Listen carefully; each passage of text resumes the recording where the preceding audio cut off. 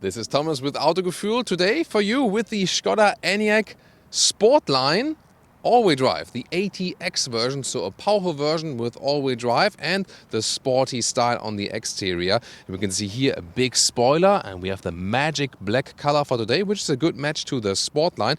A high trim level comes automatically with the Matrix LED lamp stem, otherwise they are an option and interesting daytime running light. And when you have the main headlamp unit activated, you also can get the light strip in the front grille here when you have this optional crystalline illuminated front grille, a very spectacular option here for the Skoda Enyaq. It's a sister model to the VW ID4 and soon also one to the ID5, because the Skoda Enyaq can also be bought soon as the Enyaq Coupe. We have a preview here with the camouflage color for you. Here then in the side profile, 183 inches or 4.65 meters is the length. So let's say a mid-size SUV, but all electric here, and you can get it with rear-wheel drive or all-wheel drive. This one here today is the more powerful all-wheel drive version ATX. So we come at an acceleration figure of about 6.9 seconds. Faster will only be the VRS version, which is then again half a second faster, but it will be based on the same technology. Wheels from 18 to 21 inch. These here are indeed the biggest one, 21 inch. The SportLine here comes with 20 inch, but these one are even optional. And then you can see also this two-tone scheme, SportLine badging here and a stronger side spoiler right there. This one once again in the rather, SUV form, rather form follows function. So a rather simple and likable design here in the side profile. The 80 version would be the one with the big battery, however in wheel drive only, and this one here, ATX, is the one, big battery, 77 kilowatt hours, and then also with the all-wheel drive, 265 horsepower and a top speed of only, you can say, 160 kilometers an hour or 100 miles per hour. Some EVs in that respect go a little bit further. They rather, look at the range then. Yeah, and then we can calculate something 400 kilometers, 250 miles. We'll see later in the driving part if this is then really true, because we have earlier experiences here with the rear-wheel drive version. Then in the lower part, you can see here rather simple design once again, all in black today with also all the badgings and so on. So that SportLine here, together with the all-wheel drive version, definitely a dream setup for the Skoda Enyaq. Hey, and I also found a Thomas Blue one. Skoda calls it Race Blue. This would definitely be my favorite color for today, but of course the black one also looks very nice in the SportLine. And now the Autogefuehl turning indicator check, or the hazard lights. Wait a minute, the indicator check, Czech Republic, where the brand comes from. Too obvious? Well, here in a cascading style, I think it'd be a very beautiful style, right? Hey, and in the front it also looks quite amazing, right? Replacing the daytime running light right there. And yeah, probably from this day on, we will check everything out with Skoda reviews. And now let's check out the interior. Okay, last time for today. Here, that's the car key. Yeah, high gloss black. Not my favorite indeed. Door closing sound. That's very solid, like that. And then inside of the doors, this one here has soft touch. It's actually quite good, nice structure. Then this carbon fiber style. It's not real carbon fiber. Then here a soft leatherette. This grab handle is a little bit strange and also put a little bit more, I'm not sure if it's really so good to handle indeed. Oh, this small garbage can. Yeah, these are the Skoda simply clever details, like trash. And then this is the SportLine interior. Very interesting. You have this perforated steering wheel and the SportLine badge. This only comes with animal skin, which is not that logical for the EVs. And well, about the seats, they're actually quite cool because they're a mix of, fabric and microfiber, or this microfiber style here on the side, perforated. And some of the inserts are leatherette and some others are animal skin, which again doesn't make any sense. You can go for a base version of the Enyaq to go animal free with the seats completely, but then this one would be the, let's say, second best pick. So if you pick high trim, these are actually then still the best choice. And they are indeed very comfortable from the seat form. They hold you tighter a little bit, you don't slide in them, but they're extremely comfortable, so very good also long term. Then steering wheel up and down, in and out, easy function. So first side here, very likable interior. The only thing, look at that here, the instruments, they are extremely small. At least they're not tied onto the steering wheel like in the ID4. However, they say, yeah, small instruments are enough because most of the time you will be using the head-up display if you got that option. Yeah, you can follow this argument, but fancy instruments like in the Audi Q4 e-tron are also quite nice, right? Headroom, one with a 6 or 6'1", enough left. This one is also one with the panoramic roof. And the interesting thing is that this one here can indeed be opened. So some of the, or most of the electric vehicles nowadays have these fixed panoramic roofs. The coupe version of the Enyaq would also come with a fixed panoramic roof, which you cannot open. And yeah, but here you can leave a lot of light and also rain in. I hope it doesn't come down today.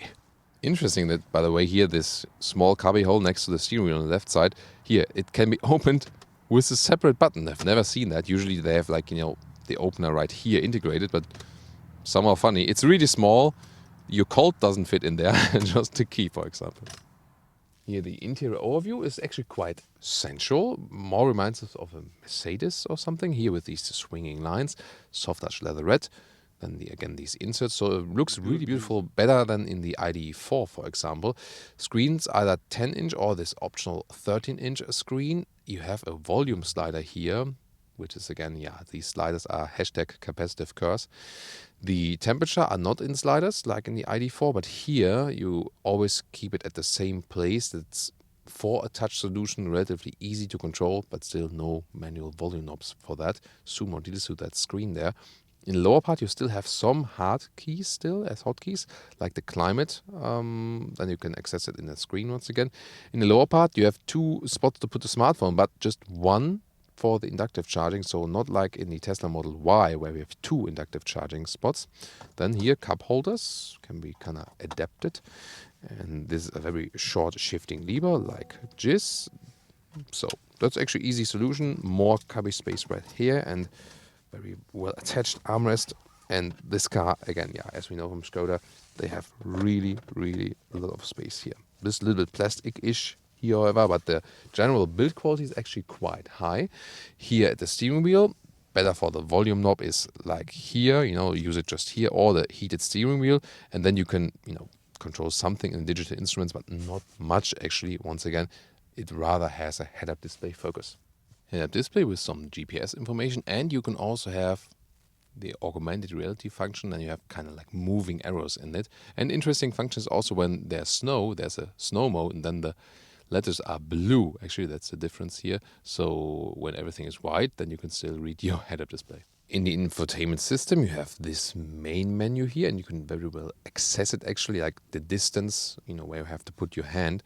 And you can also configure your own home screen right here. Let's check out the map, which is, yeah, from the visualization wise, looks a little bit old school. It's also not that responsive. It's okay. Meanwhile, these vehicles here from the Volkswagen Group have received software updates, and so they're more reliable and faster, but that doesn't make it super suitable. Let's take it that way. Seat heating can be accessed right here in a rather quick way. And here in this main menu, we can also access the Apple CarPlay, for example. Let's listen to the music here. Oh, that's a great song. Yeah, it's actually quite decent here, that song. We don't have the top sound system, but this one is already quite nice, actually.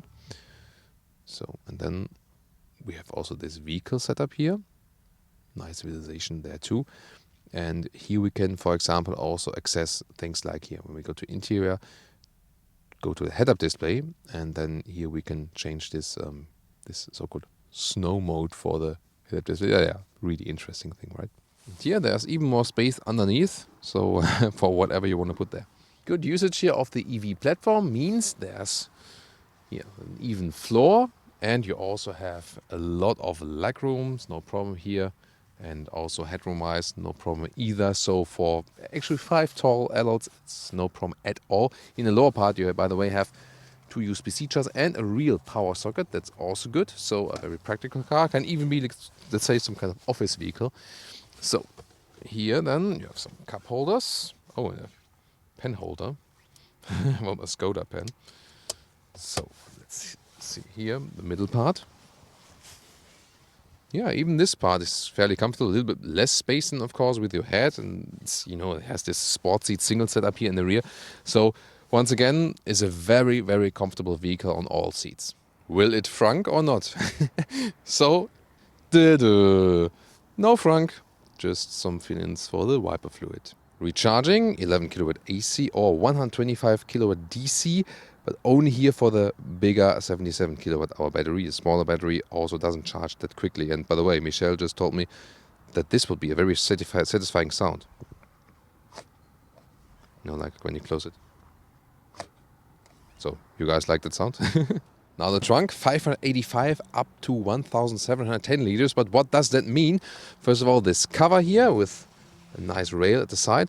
And then here the length of the trunk is about 90 centimeters or 36 inches. And the width is a good meter or 40 inches. The height here to the cover, about 50 centimeters, that's substantial, or 20 inches. And you can see here the backpack easily fits in, and also the cabin trolley. You can fold the seats very easily right from here already, like this and like this, and then also the whole thing folds. Actually, there is this kind of step in there.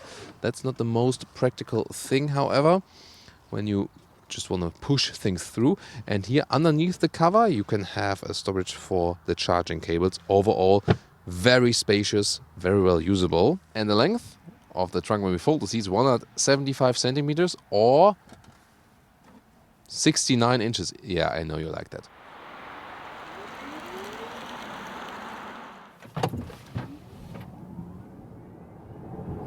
Plop. That is 0 to 60, wasn't more. Right, 0 to 60 or a little more kilometers an hour. Nice acceleration in that sport mode from the all-wheel drive. So really quick, at the same time very smooth, both front and rear power. And since this is a rear-wheel driven platform basically, or the base models have rear-wheel drive, this one still has a little bit more punch than from the rear. Very interesting and super cool, super sporty, although it's essentially already a big SUV, you know, and especially on the interior, you have so much space. At the same time, you can drive it in a very sporty way. With these 21-inch wheels here, even option Sportline, 20-inch would be the better choice. You know, however, considering it's 21-inch, it's still a decent comfort indeed. You have these different driving modes, by the way, and then there's also this individual mode, and there you can really individually tune the DCC. So this car is equipped with the adaptive suspension, dynamic chassis control, and here you can really fine-tune it. Before it was sometimes only possible to, you know, have these certain presets, and now you can really fine-tune it to your liking, and then save this individual mode as for that. That is very interesting. But yeah, most of the time you also have the mode selector here in the lower part, and then you can, but you know, that's actually not that good, so you can not switch it through, like when I click mode button, that it doesn't click mode. I have to press it and then choose it here in the infotainment system. That's not the best solution, definitely. Here in the normal or comfort mode, then the suspension is tuned a little bit softer. That gives us even more comfort. That's really a good thing. So suspension is good, and the center of gravity is low and centered due to the battery pack, and that means although it's already a big and heavy vehicle, has good driving agility. The steering super precise indeed, no dead zone area, very progressive from that input, so you don't have to steer a lot. You can keep your hands at the steering wheel all the time. So indeed, the first thing you really feel, the hardware of this vehicle is excellent. The whole chassis, the driving dynamics, how steering and everything is tuned, really great. There are a lot of vehicles that have different kinds of philosophies. Oh, now augmented reality head-up display. I see it as well in my line of sight, showing me like, you know, like a blue arrow now to the right side. It's a good thing as well. So about the philosophy, you know, with recuperation, sometimes it's harsh recuperation, like Tesla does, or like recently we had with the Volvo C40, and they say like, okay, that's it. We do it that way. Use the one-pedal driving and be happy with it. And you can argue pro and con against it. So a pro feature is always you take your foot off the throttle and then the car is already decelerating. That might be a safety thing. Then again, the contra is when you have passengers here and you go off the throttle in an uncontrolled way, it's always like G-forces, and it can be really annoying for the passengers. Here, you can adjust it in different ways actually. So you can have the D mode, normal driving mode. When you get off the throttle there, you basically roll, even if it's uphill. Then there's the B mode, is the main recuperation mode then, and then it stays also that way. And you get off the throttle and have some recuperation, but it's not super strong. It is notably, but not super strong. And then the other thing is you can also use these shifting pedals on the steering wheel, and here have recuperation level 1, 2, 3. And by the way, we often get the question like, what about the braking lights or something? Oh, there's some BMX driver, did some nice jumping. You guys want to do another one for the camera? No, okay, not today, obviously. So we have some entertainment here. So it depends really on, how strong the recuperation is. So there are some cars which have like slight recuperation. Here, for example, level 1, then it doesn't mean that the brake light is always on. For example, we can check it from the outside as well. But then in the stronger recuperation levels, like here level 2 or level 3, or when you use the B mode, then definitely the brake light does always hop on in the rear, because that's essentially the same way as braking is. That's of course then a very important thing to do. So here you can really adjust it. Not sure if you will really do that. I think it will probably be like IO driver that more enjoys, that rolling effect and then use the recuperation while the brake pedal, or go directly to this B mode there. And I meanwhile think that the compromise in between is the right one, the one that BMW is already offering in their electric vehicles with this adaptive recuperation. That means when the adaptive cruise control, for example, like the sensors see, oh, there's something in front of, yeah, that's really something in front of us, like a wall in front of us. Hey, it has a driving wall. So then, speed's being reduced, and when there's nothing in front of you, which the sensor is picking up or something, then the speed is not being reduced. I think that's actually a good solution.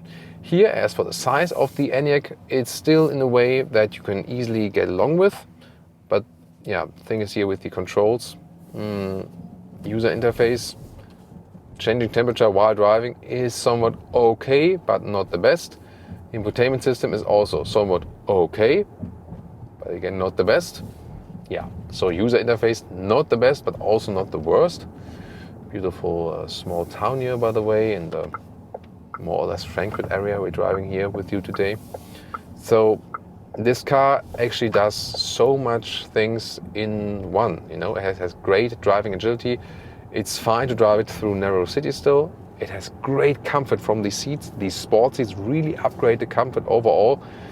It has good acceleration. We've seen it initially, so very impressed by what we see and what we do here.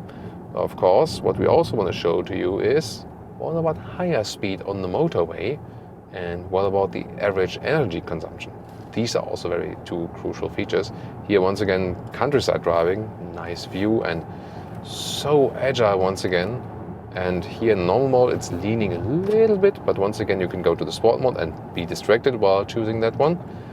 And then you have a little bit more feedback from its suspension, goes a little bit stiffer, and it's really a pleasure here both in the city and also in countryside situations. So one more time, putting to sport mode and getting on the motorway, German Autobahn. Woo! Really nice from the acceleration feature once again, and very smooth also the handling of the whole vehicle. And here also in this faster getting on the motorway corner. Look at that here, steering wheel turning 90-degree turn, or 180 then after all. Really nice out the corner. And now from 70 km an hour, let's go.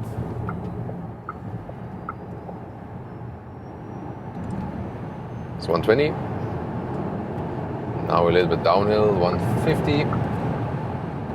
And now we're getting to 160 kilometers an hour, so yeah, 163 actually, 164 downhill.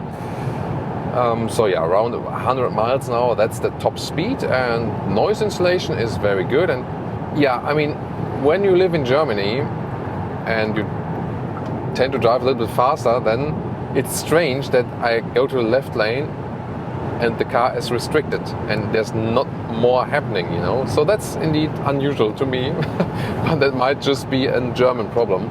By the way, the consumption here at top speed, so around, you know, when it was flat, around 40 kilowatt hours on 100 kilometers. So that would mean that top speed you could drive, let's say 180 kilometers an hour, something like this, or you could, some 100 miles per hour you could drive at top speed. The overall range, you know, when you drive normally, we had some average consumption figures of some like 19 kilowatt hours, 20 kilowatt hours in 1 kilometers. That means indeed, as projected from me, and as we had the experience last time, around 400 kilometers or 250 miles of realistic range. So rear drive model is of course a little bit more efficient, but it doesn't make the biggest difference if you go for the overdrive model. It will make a difference if you go for the bigger battery or the small battery. Now we have really uneven road and so on, but once again, although 21-inch wheels, super comfortable. So once again, getting back to my point that this car can do everything. It can do city driving, it can do, you know, it can house your whole family. You can drive it just by yourself in a very nice and also sporty way, and definitely sportier than a combustion engine, brother. So this is essentially also a Kodiaq RS already, you know, from the driving dynamics, and also very comfortable long-term here motorway journey. The only thing, if you're German and if you have, you see here now speed is already limited, then you might think, I want to drive faster than 160 kilometers now, but again, the use case will of course be limited even in Germany. Overall, I think a very, very decent package they have here for us. We have a lot of competitors of this vehicle as well. There's the Audi Q4 e-tron and the VW ID4. These two are siblings. You should definitely check out these reviews.